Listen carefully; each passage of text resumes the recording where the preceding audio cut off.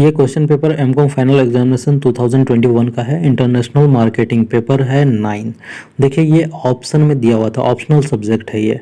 तो आप चाहें तो पेपर 7 ले सकते हैं, 8 ले सकते हैं, 9 ले सकते हैं, 10 ले सकते हैं, 11 मतलब 11 या 12 तक पेपर होते हैं उसमें। तो उस हिसाब से आप पेपर सेलेक्ट कर सकते हैं। मैंने इंटरनेशनल मार्केटिंग सेलेक्ट किया था।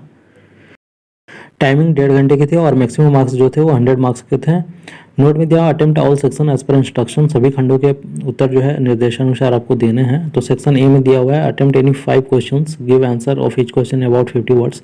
आपको कोई 5 क्वेश्चन का आंसर देना है और हर एक क्वेश्चन जो है 50-50 शब्दों में देने हैं। उनके मतलब जो भी आंसर आप देंगे 50-50 शब्दों में देंगे। और 5 क्वेश्चन है तो 5 क्वेश्चन का 4-4 नंबर के हिसाब से आपका 20 नंबर का ये क्वेश्चन सेक्शन ए था।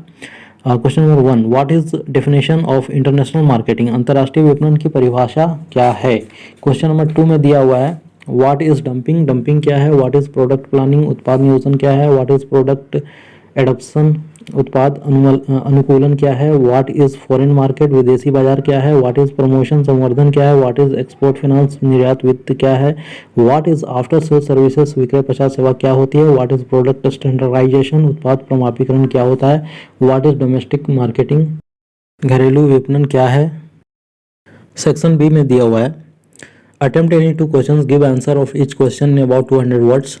किन्हीं 2 प्रश्नों के उत्तर आपको देने हैं और प्रत्येक प्रश्न का उत्तर जो है लगभग 200 शब्दों में होगा। और जो क्वेश्चन है 2 क्वेश्चन है वो 50 मार्क्स का होगा, यानी 25 नंबर का एक क्वेश्चन है।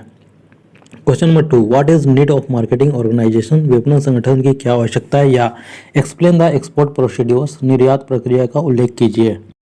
क्वेश्चन नंबर 3 है what is the role of packaging in marketing, explain its functions, विपणन में पैकेजिंग की क्या भूमिका है, इसके कार्यों का उल्लेख कीजिए।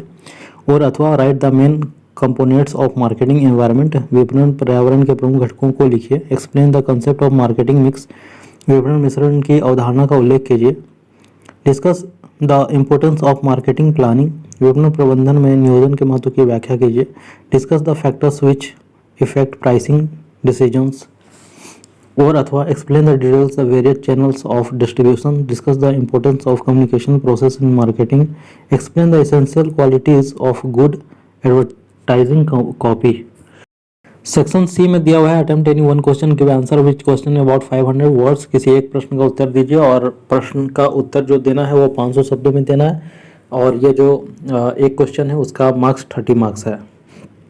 क्वेश्चन नंबर 7 में दिया हुआ discuss the assistance and incentives provided to export trade in India, भारत में निर्यात व्यापार को दी जाने वाली सहायताओं और प्रोत्साहनों की विवेचना कीजिए। क्वेश्चन नंबर 8 है what is product, describes in detail its various types, उत्पाद किसे कहते हैं, इसके विभिन्न प्रकारों का विस्तार से वर्णन कीजिए। क्वेश्चन नंबर 9 दिया हुआ define the export pricing, describe the methods of export pricing.